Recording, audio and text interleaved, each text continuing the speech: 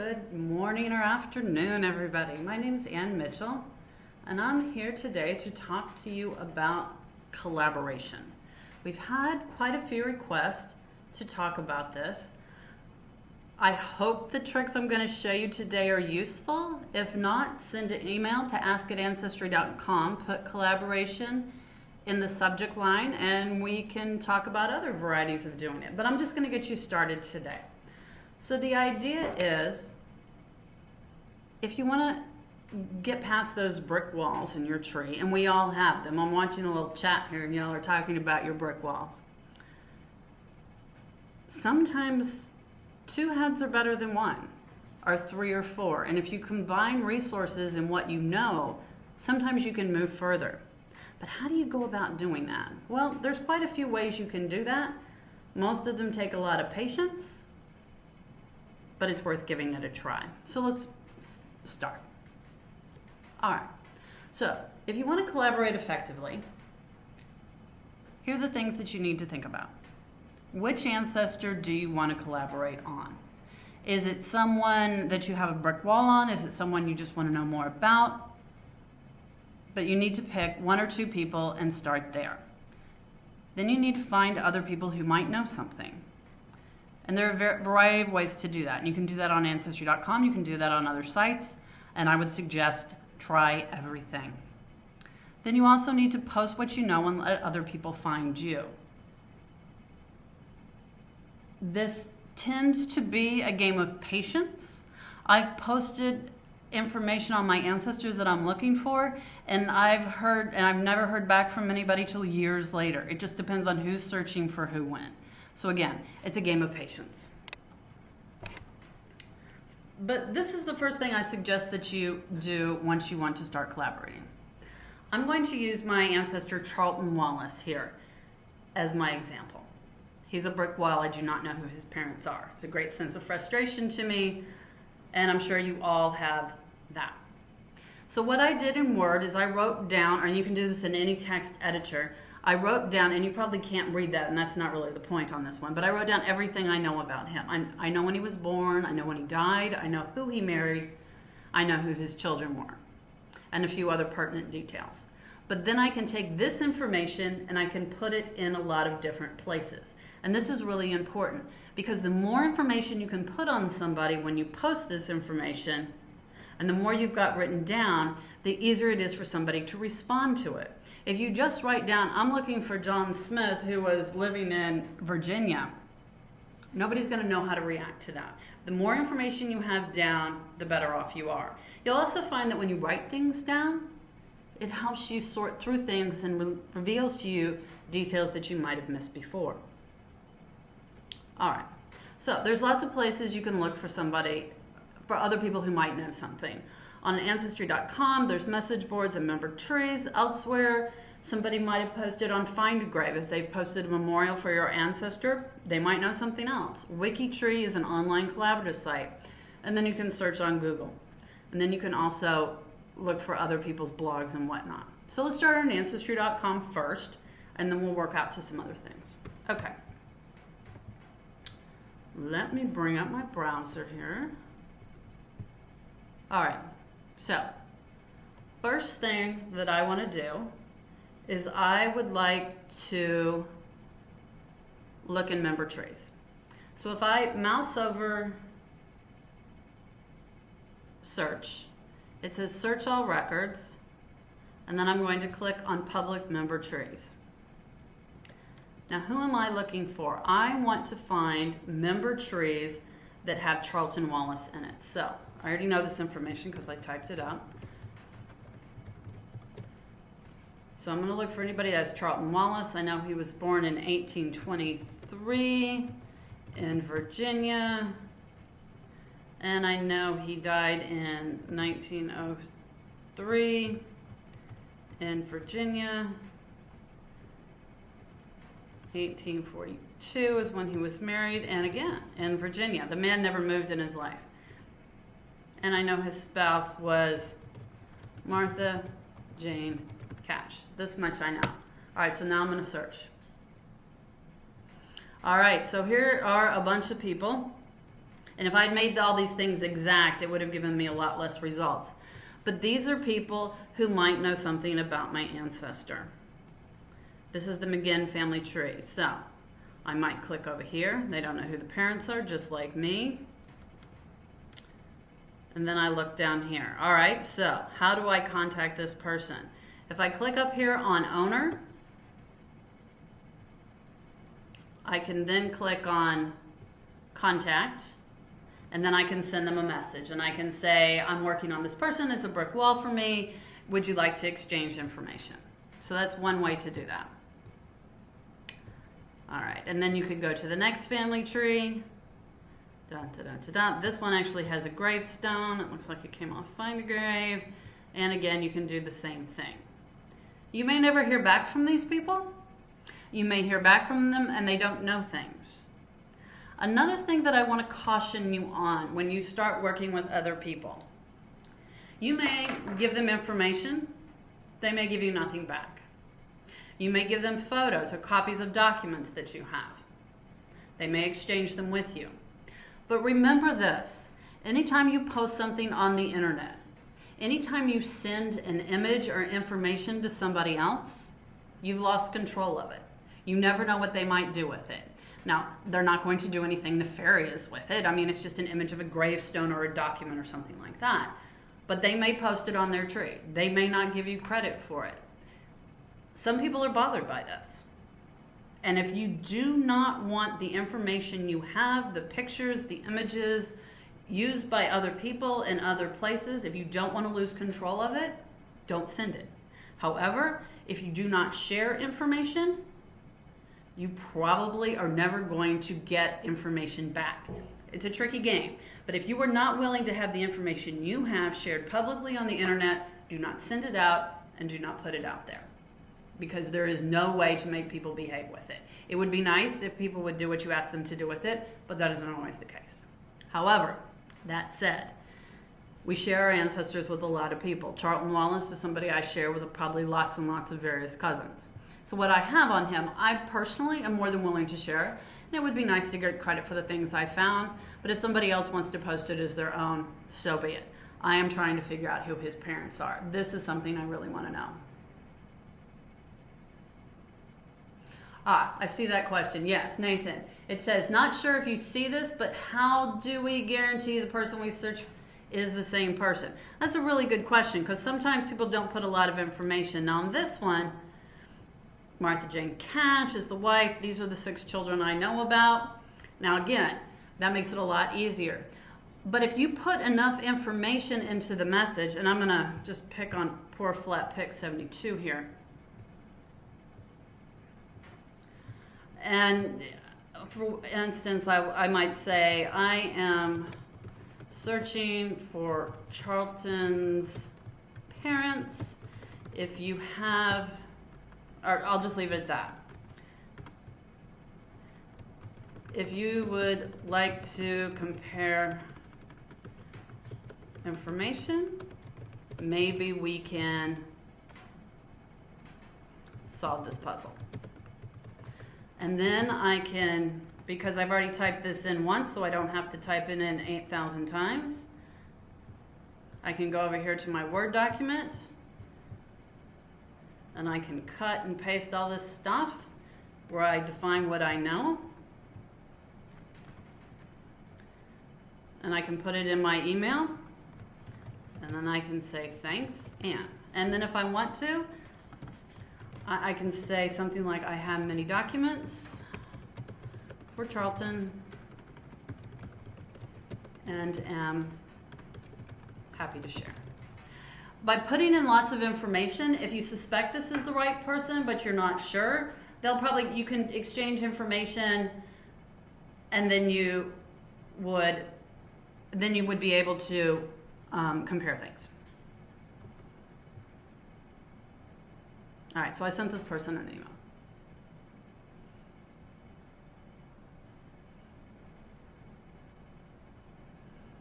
I see somebody saw up there that I was going to be talking about how to organize genealogical records. That was a mistake. This one is actually on collaboration. We can do that on a different time. That's a completely different topic. This one, though, I think will be worth your while. All right. hopefully. So now let's go to the message boards. So we have Collaborate and we have message boards. This one is really hit or miss.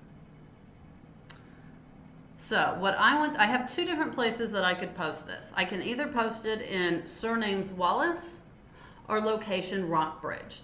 And I think I'm going to put it in Rockbridge, Rockbridge County, Virginia. I know he lived there all his life. People who search this message board may be able to find something for me.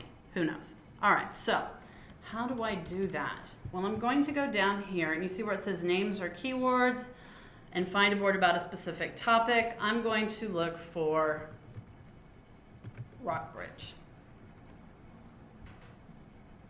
And there it is. Localities, North America, US, states, Virginia, counties, Rockbridge. So I'm going to go here. Now, I would suggest that the first thing you do is that you look and see what's already there. So I'm going to just search in Rockbridge. So I'll click here, and I'm going to type in Charlton Wallace.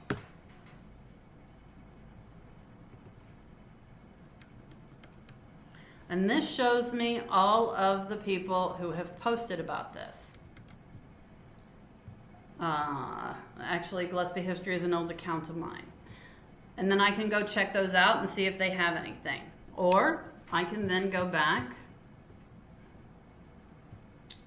And here I'm going to begin a new thread. And I'm going to say, searching for the parents of Charlton Wallace. And again, because I've typed all this in,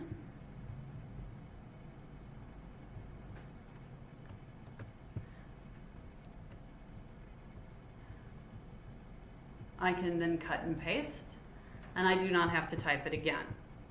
You'll find for people that you're looking for often, you probably want to do this. Then down here, it will check this and it'll say send me alert when anyone replies to this thread. You don't want to have to go check it every day. I'm going to put surnames Wallace, and then I'm going to put Cash because that is his wife's maiden name. And this is a query. You have multiple different categories you can put this under. Put it under query. You can also attach a file if you want. On this one, I'm just going to post. So I'm going to post this and hope someday somebody goes through, knows something, and finds information. So that's one way to do it. All right. Now, where else can you look? One place where people post information is Find a Grave. findagrave.com. There are 83 million grave records, and there tend not to be duplicates here. So I'm going to click over here, and I'm going to search, and I'll put in the information I know.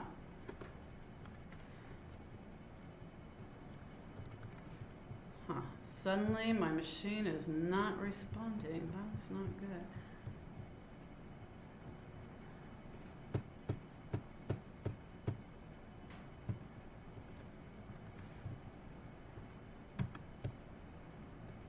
All right, I seem to have locked up my computer, which is not exactly what I want to do here. Let's see if I can open a different browser. Maybe that will work. I love live presentations because you just never know what might go wrong. All right, I'm over here on IE. I'm on Find a Grave. I click, and it's working. Thank you very much. And I know his name is Charlton Wallace. Oh, crud.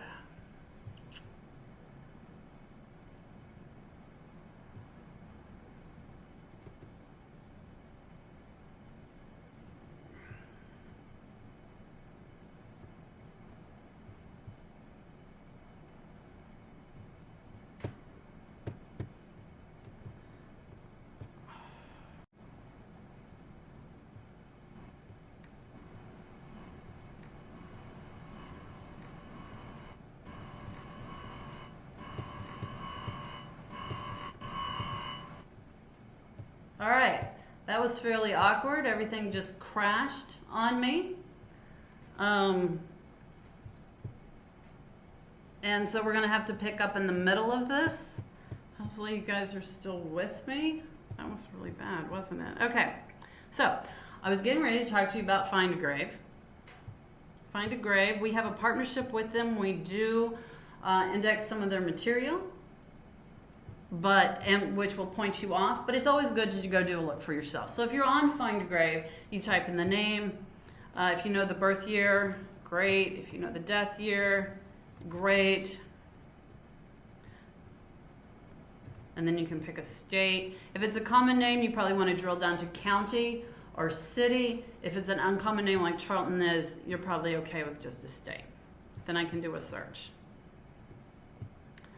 Now, this one, Charlton Wallace. So I found who it is I'm looking for. Awesome. And this was created by somebody named PLD. Maybe he knows something, maybe he doesn't. But this gives you the ability to go down and actually send them a message. And he has not posted an email. But that does give you the ability to go through and find out if there's somebody out there who can give you information. You can also upload your own pictures if you have them or your own information. So that's another way to do it. All right. Another place that you might check, and this is another free site. Find a Grave is a free site. Wikitree is a free site. Wikitree, and again, you start putting your information out there on free sites, you do not know what will happen to it. People may actually take your information, post it as their own. So remember this. There is no guarantee. Once it's out on the internet, you lose control of it. Ask many different politicians how that works out for them. All right, so on Wikitree, what this will allow you to do, you can upload a GEDCOM and you can post things and then people will connect. The idea is, some of you may remember the Ancestry One World Tree where it tried to create a huge tree. Well, they're trying to do the same thing here. And if you need an invite for Wikitree, if you need an invite for Wikitree, send an email to ask@ancestry.com and put Wikitree in the subject line and in the subject tell me you want to invite and I can probably send you an invite. I have an account over there.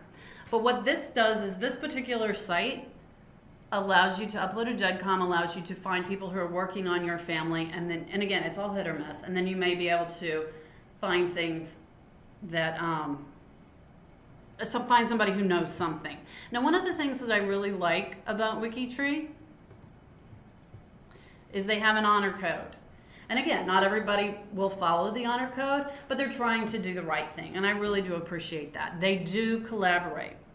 They care about accuracy. And I think this is really important. There's so many things out there that are on the internet about different people's families that are just myth.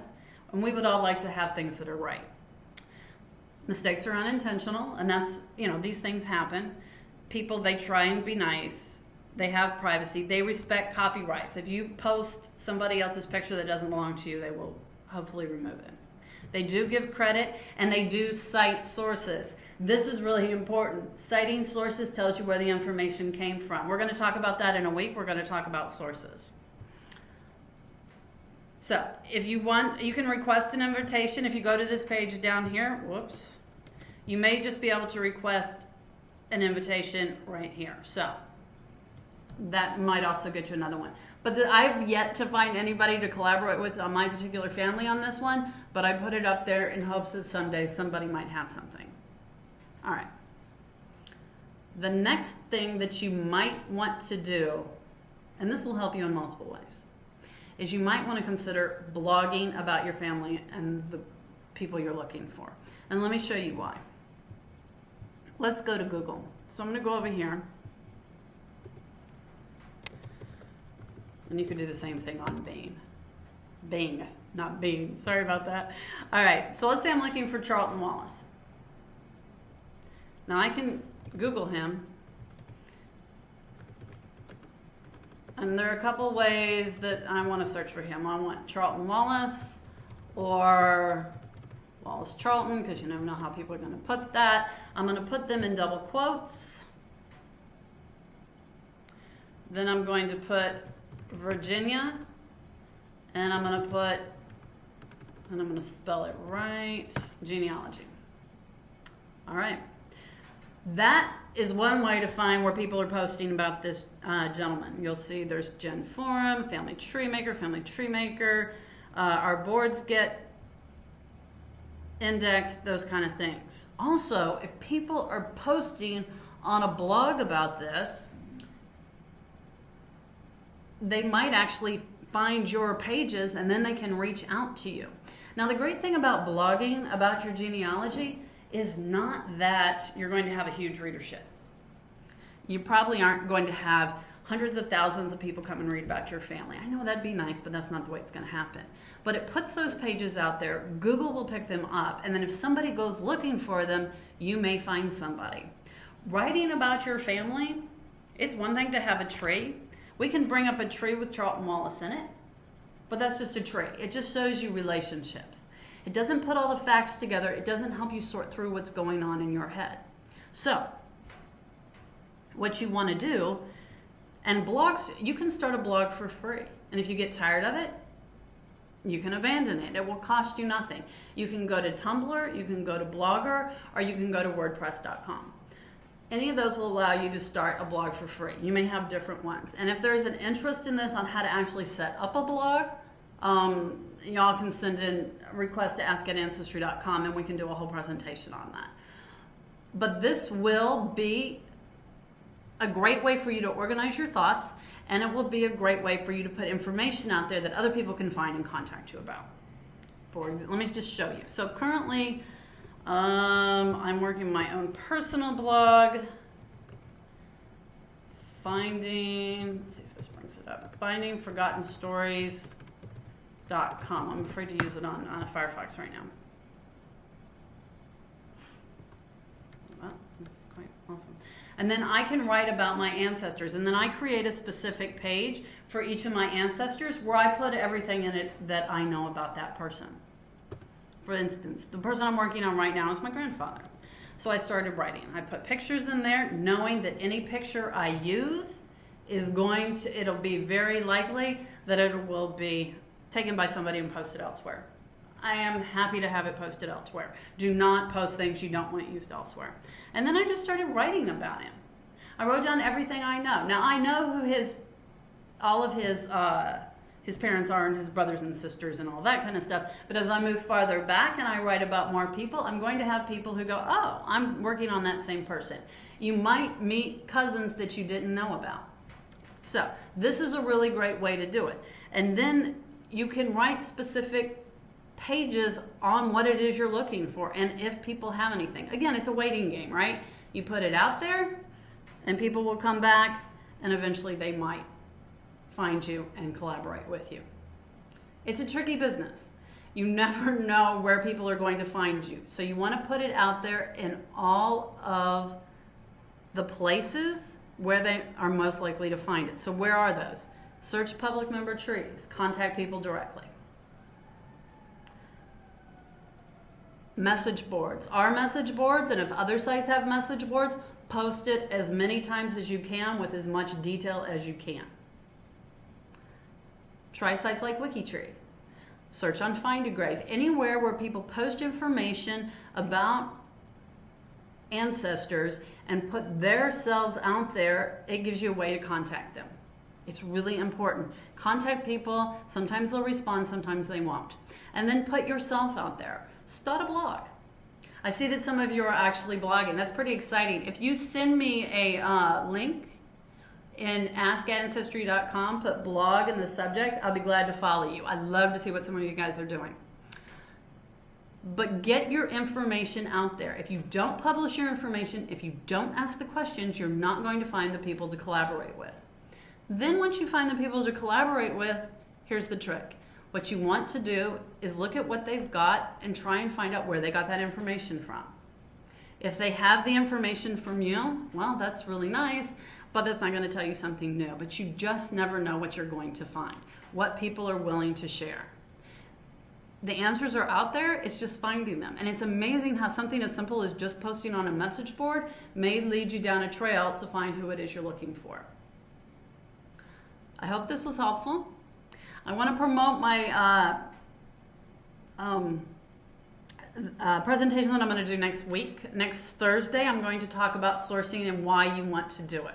Sourcing, and you don't have to be perfect at it, but you do have to record where you found information, and it will really, really help you. It will really help you remember where you found things and help you go back and solve mistakes. So we're going to talk about that next week, and I hope you guys come to that one. I promise to make it simple and not overwhelming. Well, I promise to try and make it simple and not overwhelming. All right, this one may show up as 2 pieces since we crashed in the middle of it, but we will get it up there. And as always, if you have questions about this specific one, just put collaborate in the subject, send it to ask@ancestry.com, and I will try and get back to you. Thanks for watching. See you later.